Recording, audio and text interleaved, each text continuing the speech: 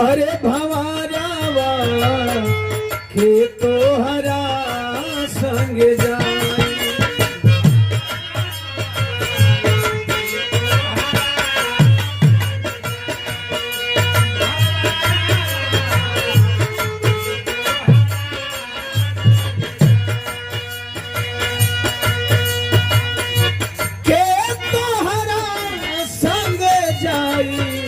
भंवरवा के तोहरा संग जाई।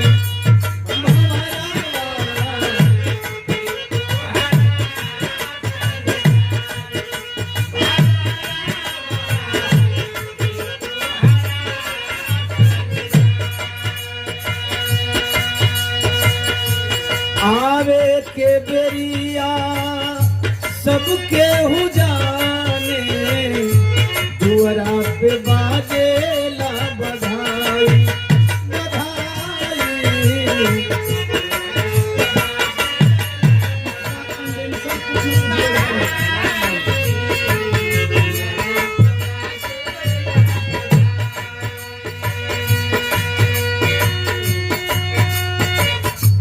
जाए के बेरिया केहू न जाने।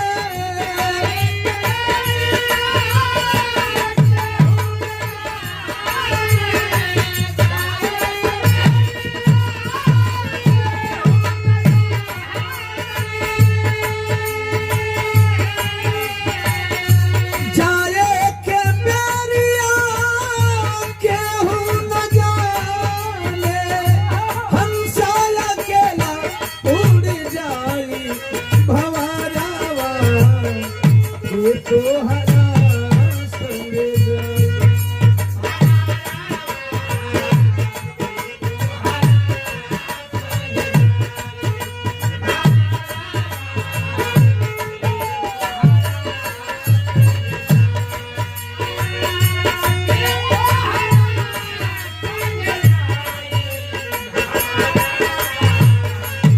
के तोहरा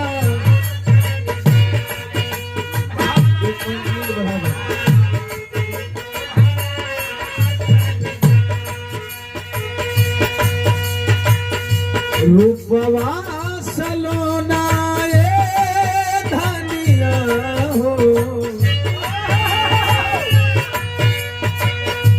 रूपवा सलोना ए धनिया हो।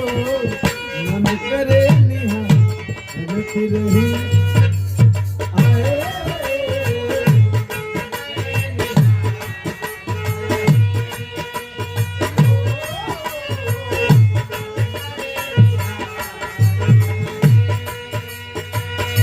अखिया के रसीदे तस्वीर तोहरे।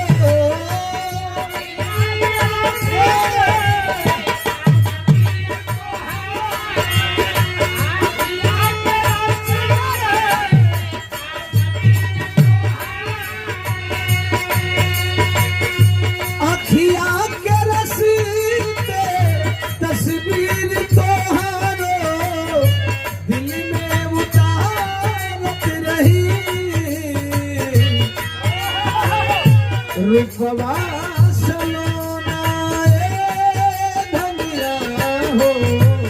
मन करे निहारत रही।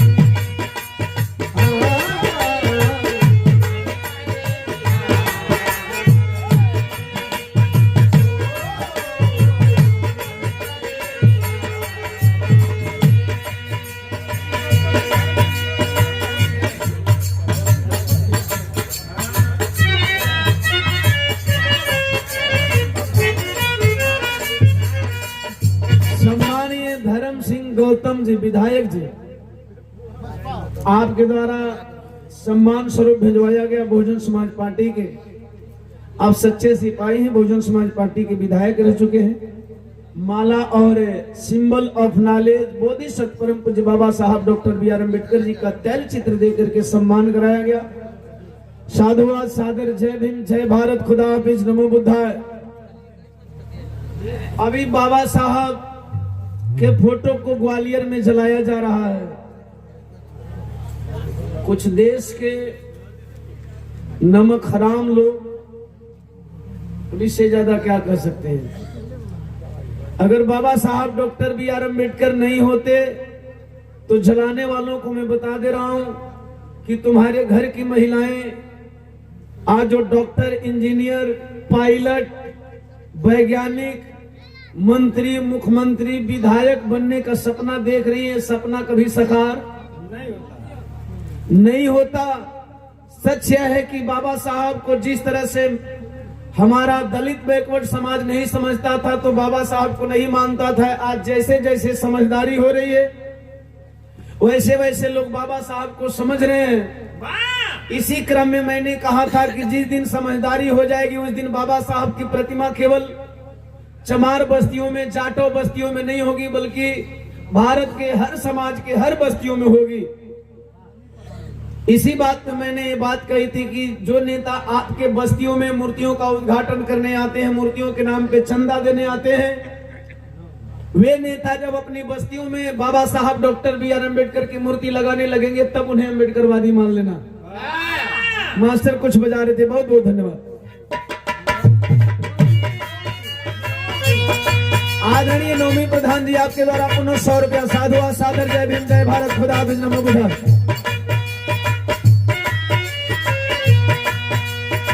बड़का बड़का गाना बजेगी, ले बोले ले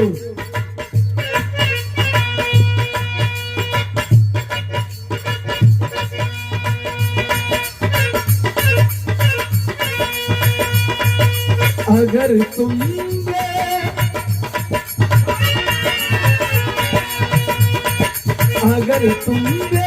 नकाबा हो कयामत की घड़ी होगी।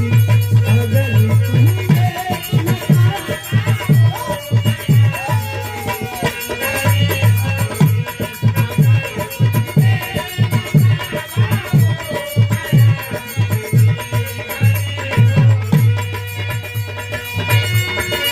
तुम्हें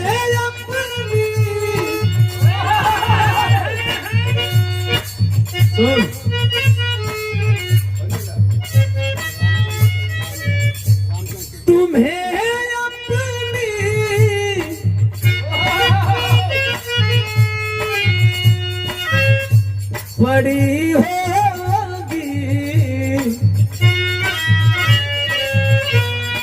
तुम्हें अपनी बड़ी होगी, हमें अपनी बड़ी होगी, तुम्हें अपनी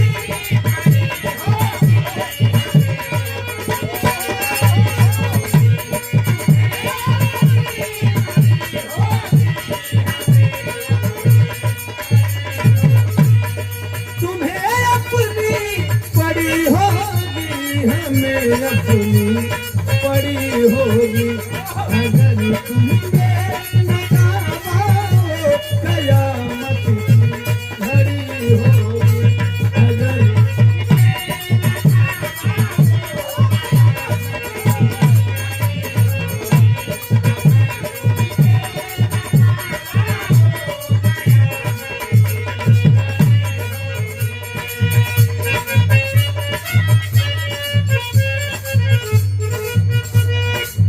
तकलीफ ना पाल के घर वाले चले ले। दिल की अरमा, दिल के अरमाया सोने बह गए।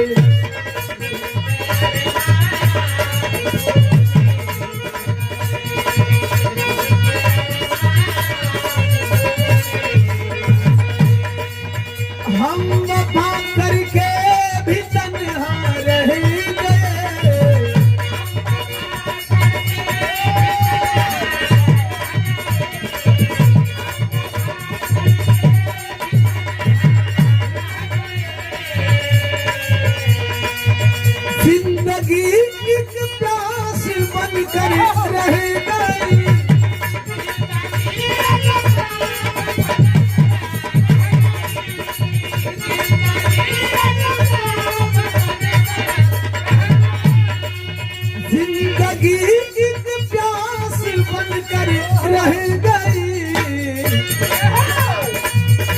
प्यार के किसे अधूरे रह गए।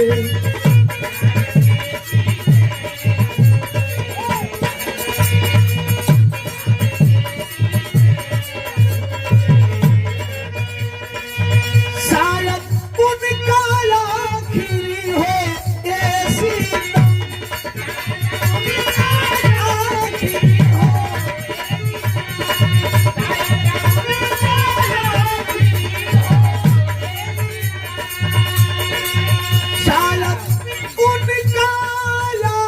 आखिरी हो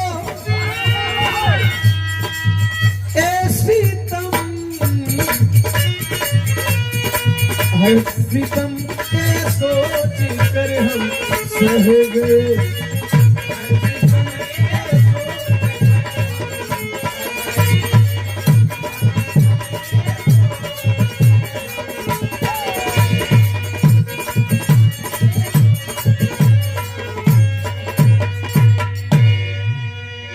अब ही